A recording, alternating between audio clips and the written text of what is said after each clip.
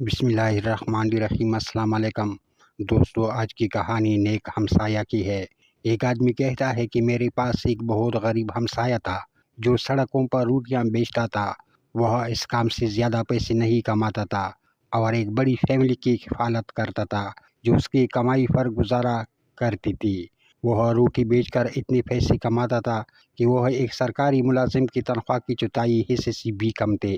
اس کے باوجود میں ہمیشہ اسے خوش اور مسکراتا ہوا دیکھتا تھا، جیسے وہ دنیا کی تمام دولت کا مالک ہو۔ میں نے سوچا یہ شخص کیسے اتنا خوش رہ سکتا ہے، حالانکہ اس کی مالی حالت اتنی خراب ہے اور اس کا ذریعہ معاش بھی بہت کم ہے۔ پھر میں نے خود سے کہا، یہ خوشی کہاں ہے؟ میں کیوں اسے محسوس نہیں کرتا؟ میری مالی حالت تو اچھی ہے، میرے پاس بڑا گھر ہے، بینک میں پیسے ہے اور ہر چیز ہے جو مجھے چاہیے، پھر بھی میں اس خوشی کو محسوس نہیں کرتا۔ میں مایوس ہو گیا اور فیصلہ کیا کہ میں جاننا چاہتا ہوں کہ اس کی خوشی کا راز کیا ہے۔ آدمی کہتا ہے، میں جمعہ کے دن کا انتظار کرنے لگا کیونکہ وہ چھٹی کا دن تھا۔ میں نے اپنے خاندان کے ساتھ ناشتہ کیا، پھر میں نے اپنی گاڑی لی اور اس جگہ پر پہنچا جہاں وہ شخص روٹیاں بیچ رہا تھا۔ میں دور سے اسے دیکھنے لگا۔ اس نے ابھی تک کچھ نہیں بیچا تھا اور نہ ہی دن کا آغاز کیا تھا۔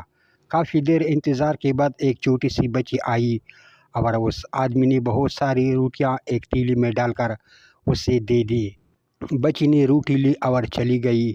میں حیران رہ گیا کہ وہ اسے اتنی زیادہ مقدار میں روٹی مفت دے رہا تھا، جبکہ اس نے ابھی تک کچھ بیچا بھی نہیں تھا۔ میں پریشان تھا کہ وہ کیسے پیسے کمائے گا جبکہ وہ مفت میں روٹی بانٹ رہا ہے، حالانکہ اس کی کمائی بھی بہت کم تھی۔ لیکن حقیقی حیرانی تب ہوئی جب بچی کے جانے کے چند منٹ بعد اچانک لوگوں کا ہجوم اس کے سامنے جمع ہو گیا، جیسے وہاں اور کوئی روٹی بیچنے والا نہ ہو۔ میں یہ سب دیکھ رہا تھا اور یقین نہیں کر پا رہا تھا کہ یہ سب کیسے ہو رہا ہے۔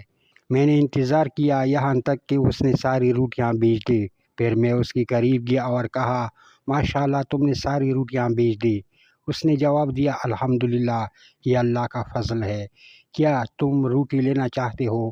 میں نے کہا، ہاں، لیکن اب تمہارے پاس مزید روٹی نہیں ہے۔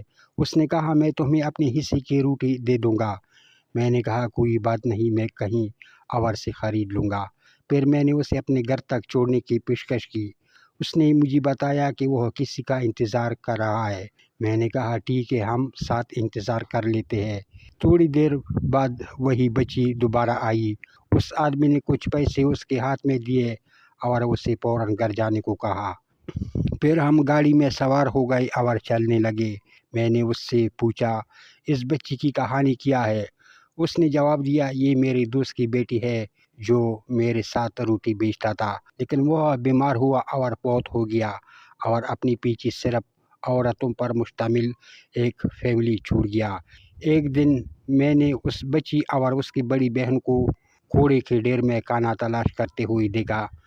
میں نے ان سے پوچھا کہ وہ کیا کر رہے ہیں، تو انہوں نے بتایا کہ وہ 2 دن سے بھوکی ہے اور کوڑے سے بچا ہوا کھانا اکٹھا کر رہے ہیں۔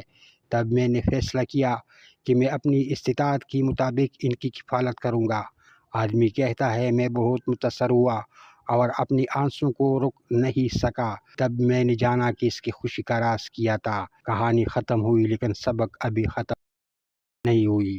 اگر آپ نے پڑھا ہے تو برائی کرم پسند کرے اور نبی اکرم صلی اللہ علیہ وآلہ وسلم پر درود و سلام بھیجے۔